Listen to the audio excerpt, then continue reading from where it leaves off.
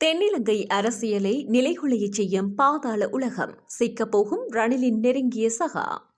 உயிர்த்த ஞாயிறு தாக்குதல் திடுக்கிடும் தகவலை அம்பலப்படுத்திய போலீஸ் மா அதிபர். திடீரென குவிக்கப்பட்ட 10,000 போலீசார். யாழில் மனித புதைகுழி திடுக்கிடும் தகவலை வெளிப்படுத்திய மரண தண்டனை கைதி.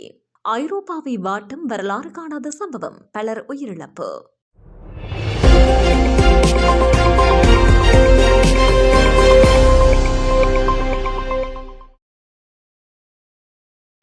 பிரபல போதைப்பொருள் கடத்தல்காரரான ஹரகிட்டாவின் தடுப்பு காவல் உத்தரவை நீக்கி அவரை சாதாரண சிறைச்சாலைக்கு மாற்றுவதற்காக அவரது மனைவியிடமிருந்து 12 கோடி ரூபாவை லஞ்சமாக பெற்ற சம்பவம் சர்ச்சையை ஏற்படுத்தியுள்ளது.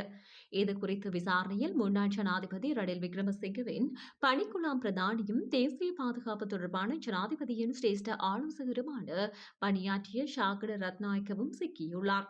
விசாரணையின் போது ஹேரத் முதியான்ஸ்லேகே ஹொனஹெதர நிர்மாண ராஜதந்திர பண்டாரை எனப்படும் ஹெர்பி என்பவரிடமிருந்து பெறப்பட்ட வாக்குமூலத்தின் அடிப்படையிலேயே இது தொடர்பான தகவல்கள் வெளியாகியுள்ளது. அவர் தனது வாக்குமூலத்தின் ஒரு பகுதியில் இது தொடர்பான தகவல்களை வழங்கியுள்ளார். நான் துபாயில் ராகித ராஜபக்ஷ மற்றும் சரித் அபேசிங்க ஆகியோரை சந்தித்த போது இந்த வேலையை செய்யும் விதம் குறித்து கலந்துரையாடிக் கொண்டிருந்தோம். அப்போது அவர்கள் இருவரும் நாங்கள் ஏற்கனவே சிந்தகவை கொலை செய்வதை தடுத்து அவருக்கு உயர் பிச்சை கொடுத்துள்ளோம். அதற்கு நிச்சயமாக 500 லட்சம் ரூபாயை தேசபந்து தென்னகோனுக்கு வழங்க வேண்டும் என கூறினார்கள். அதேபோல் 3 மாதங்களுக்குள் சிந்தகவின் தடுப்பு காவல் உத்தரவை நீக்க வேண்டும். அதற்கு ஜனாதிபதி செயலாளர் சமன் ஏக்கநாயக்கவுக்கு 500 லட்சம் ரூபாவை வழங்க வேண்டும்.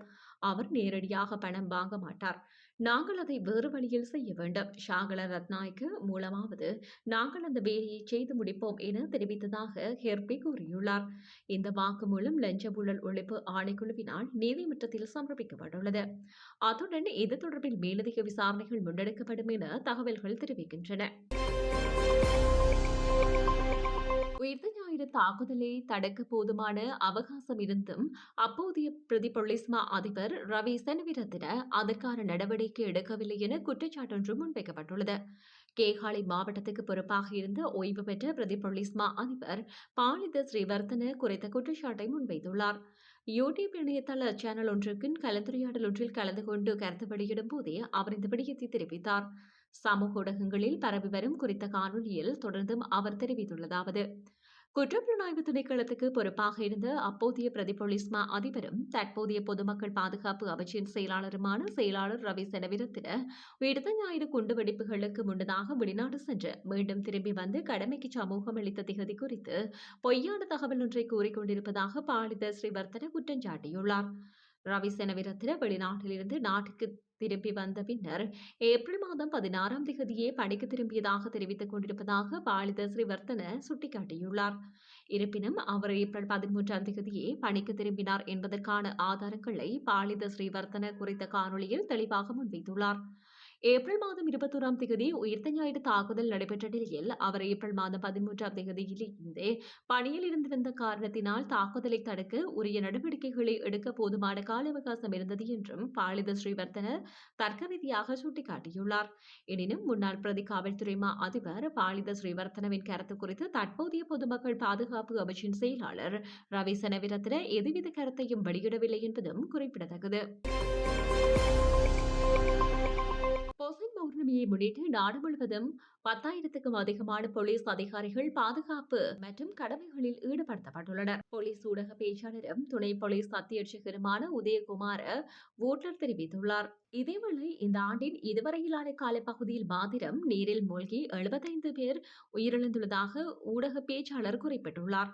இதனால் ஆறுகள், நீர்த்தேக்கங்கள் மற்றும் நீர்வீழ்ச்சிகள் போன்ற நீர்நிலைகளுக்கு அருகில் நீராடும் போது பொதுமக்கள் மிகவும் அவதானத்துடனும் எச்சரிக்கையுடனும் செயற்படுமாறு அவர் கேட்டுக் கொண்டுள்ளார். நாட்டில் உள்ள 48 போலீஸ் பிரிவுகளில் 31 பிரிவுகளில் உயிர்காக்கும் குழுவினர் பணியில் ஈடுபடுத்தப்பட்டுள்ளனர். மேலும் மதுபானம் அல்லது போதைப்பொருள் பாவித்த நிலையில் நீர்நிலைகளில் இறங்குவதை தவிர்க்குமாறு ஆபத்து எச்சரிக்கை பலகைகள் மற்றும் உயிர்காக்கும் படையினரின் அறிவுறுத்தல்களை கண்டிப்பாக பின்பற்றுமாறும் போலீசார் பொதுமக்களை கேட்டுக் கொண்டுள்ளனர். பொசன் பண்டிகை காலத்தில் வீதிகளில் அதிக சத்தத்தை எழுப்பி அமைதியற்ற முறையில் இயக்கப்பட்ட மோட்டார் சைக்கிள் மற்றும் முச்சக்கர வண்டிகளுக்கு எதிராக கடுமையான சட்ட நடவடிக்கை எடுக்குமாறு போலீசாருக்கு அறிவுறுத்தப்பட்டது. குறிப்பாக மாற்றியமைக்கப்பட்ட லைசன்சர்களை பயன்படுத்தி அதிக சத்தம் எழுப்புபவர்கள் மற்றும் பிறருக்கு இடையூறு விளைவிக்கும் வகையில் ஒலிபெருக்கிகளை பொருத்தியுள்ள வாகனங்களை போலீஸ் பொறுப்பில் எடுப்பதற்காக சிவில் உடையில் போலீஸ் அதிகாரிகள் பணியில் ஈடுபடுத்தப்பட்டுள்ளதாக ஊடக பேச்சாளர் மேலும் தெரிவித்தார். மேலும் மோட்டார் சைக்கிளில் பயணிக்கும் போது தலைக்கவசம் அணிவது மற்றும் சட்டப்பூர்வமான எண்ணிக்கையிலான பயணிகளை மாத்திரம் ஏற்றிச் செல்வது கட்டாயம் எனவும் இதனை மீறுபவர்களுக்கு எதிராக நீதிமன்றத்தில் வழக்கு தொடரப்படும் எனவும் அவர் தெரிவித்தார். பொசன் விடுமுறையை கழிப்பதற்காக வீடுகளை விட்டு வெளியேறும் பொதுமக்கள் தங்களது வீடுகளின் பாதுகாப்பு குறித்தும் குறிப்பாக வீடுகளில் தனியாக இருக்கும் முதியவர்களினுடைய பாதுகாப்பு குறித்தும் கூடுதல் கவனம் செலுத்துமாறு போலீசார் கோரிக்கை விடுத்தனர். முதியவர்களை வீடுகளில் தனியாக விட்டுச் செல்வதன் மூலம் அவர்கள் குற்றவாளிகளின் இலக்காக மாறும் அபாயம் உள்ளதால் பொதுமக்கள் தங்களது பயணங்களின் போதும் வீடுகளில் இருந்து வெளியேறும் போதும் பாதுகாப்பை உறுதி செய்து கொள்ளுமாறு போலீஸ் ஊடக பேச்சாளர் மேலும் தெரிவித்தார். யாழ்ப்பாணம் செம்மணி சோதரி சாவடிக்கு அருகாமையில் இருந்த கோயிலுக்கு முன்பாக நல்லூரை நோக்கிச் செல்லும் வீதியின் ஒரு பகுதியிலும் இன்னமும் கண்டறியப்படாத மனித புதைகுழிகள் இருக்கக்கூடும் என திடுக்கிடும் தகவலை மரண தண்டனை கைதியான லான்ஸ் ஹோப்ரல் சோமரத்ன ராஜபக்ஷ வெளிப்படுத்தியுள்ளார். தன்னை ஒரு சுயாதீன சாட்சியாளராக விடுவித்துக் கொள்ளும் பொறுப்பு தமிழ் மக்களுக்கு இருக்கின்றது எனவும் தெரிவித்தார். பாடசாலை மாணவி கிருஷாந்தி குமாரசுவாமி படுகொலை வழக்கில் நீதிமன்றத்தால் பிரதான குற்றவாளியாக பெயரிடப்பட்டு மரண தண்டனை விதிக்கப்பட்ட லான்ஸ் கோப்ரல் சோமரத்ன ராஜபக்ச அந்த படுகொலை குறித்தும் செம்மணி மனித புதைகுழி விவகாரம் குறித்தும் தன்னிடம் கூறிய விடயங்களை உள்ளடக்கியும் இவ்விவகாரம் தொடர்பில் மீண்டும் சுயாதீன விசாரணையை கூறியும் அவரது மனைவியான எஸ்.ஜே. விஜயவிக்ரம கடந்த ஆண்டு ஜூலை மாதம் 9ஆம் தேதி ஜனாதிபதி அனுரகுமார் திசாநாயக்கவுக்கு கடிதம் ஒன்றை அனுப்பியிருந்தார். அதனை அடுத்து இது பற்றிய மேலதிக விவரங்களை கேட்டறியும் நோக்கில் கடந்த ஆண்டு ஆகஸ்ட் மாதம் 8ஆம் தேதி சோமரத்ன ராஜபக்ஷவை வெலிக்கடை சிறைச்சாலைக்கு சென்று சந்திக்க காணாமலானோர் பற்றிய அலுவலகத்தின் அதிகாரிகள் மீண்டும் 2ஆம் கட்டமாக கடந்த ஜனவரி மாதம் 9ஆம் தேதி சோமரத்ன ராஜபக்ஷவை சந்தித்தனர். அந்த சந்திப்பின் போது ஜனாதிபதி அனுரகுமார் திசாநாயக்கவுக்கான கடிதம் ஒன்றை காணாமல் போனோர் பற்றிய அலுவலக அதிகாரியிடம் சோமரத்ன ராஜபக்ஷ கையளித்திருந்தார். இவ்வாறானதொரு பின்னணியில் தனது மனைவியான சம்பா விஜயவிக்ரம ஊடாக கொழும்பில் ஊடகம் ஒன்றுக்கு வழங்கிய விசேட நேர்காணலில் மனித புதைகுழி தொடர்பில் புதிய தகவல்களை சோமரத்ன ராஜபக்ஷ வெளிப்படுத்தினார். சிறைச்சாலைக்குள்ளிருந்து இவை பற்றிய மேலதிக விவரங்களை வெளிப்படுத்தும் பட்சத்தில் தனது பாதுகாப்பு தொடர்பில் பல்வேறு கேள்விகள் காணப்படுகின்றன எனவும் எனவே தன்னை ஒரு சுயாதீன சாட்சியாளராக விடுவித்துக் கொள்ள வேண்டிய பொறுப்பு தமிழ் மக்களுக்கு இருக்கின்றது எனவும் குறிப்பிட்டுள்ளார். ஐரோப்பாவை தாக்கியுள்ள வரலாறு காணாத வெப்ப அலையால் பிரான்சில் மாத்திரம் 1000க்கும் அதிகமானோர் உயிரிழந்துள்ளதாக அந்த நாட்டு பொது சுகாதார நிறுவனம் தெரிவித்துள்ளது. கடந்த ஜூன் மாதம் 20ஆம் தேதி தொடங்கிய இந்த வெப்ப அலை ஐரோப்பாவின் பதிவு செய்யப்பட்ட வரலாற்றிலேயே மிக கடுமையான விஞ்ஞானிகள் பதிப்பிட்டுள்ளனர். ஞாயிற்றுக்கிழமை ஐரோப்பாவின் பல பகுதிகளில் வெப்பநிலை 40 செல்சியஸ் வரை பதிவான நிலையில் சில பகுதிகளில் இப்படியான கூடிய இடியுடன் கூடிய மழை பெய்ததால் மின்சார விநியோகம் மற்றும் போக்குவரத்து பாதிக்கப்பட்டது. பிரான்சில் உயிரிழந்தவர்களில் பெரும்பான்மையானோர் முதியவர்கள் என சுகாதார அதிகாரிகள் தெரிவித்தனர். முதியோர் இல்லங்கள் மற்றும் தனியார் வீடுகளில் இடம்பெற்ற மரணங்கள் தொடர்பான முழுமையான தகவல்கள் கிடைத்த பின்னர் உயிரிழப்பு எண்ணிக்கை மேலும் அதிகரிக்கலாம் என எச்சரிக்கப்படுகிறது.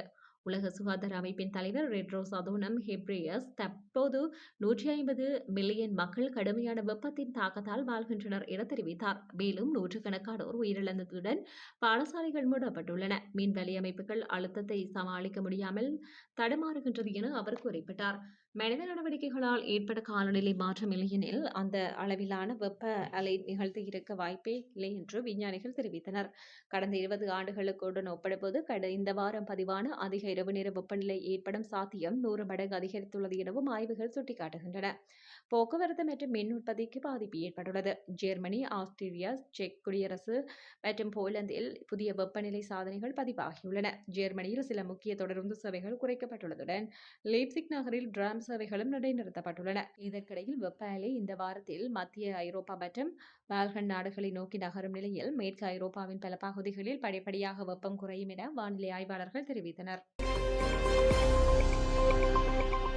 தென்னிலங்கை அரசியலை நிலைகுலையச் செய்யும் பாதாள உலகம், சிக்கப்போகும் ரணிலின் நெருங்கிய சகா. உயிர்த்த ஞாயிறு தாக்குதல், திடுக்கிடும் தகவலை அம்பலப்படுத்திய போலீஸ் மா அதிபர். திடீரென குவிக்கப்பட்ட 10,000 போலீசார். யாழில் மனித புதைகுழி, திடுக்கிடும் தகவலை வெளிப்படுத்திய மரண தண்டனை கைதி. ஐரோப்பாவை வாட்டும் வரலாறு காணாத சம்பவம், பலர் உயிரிழப்பு.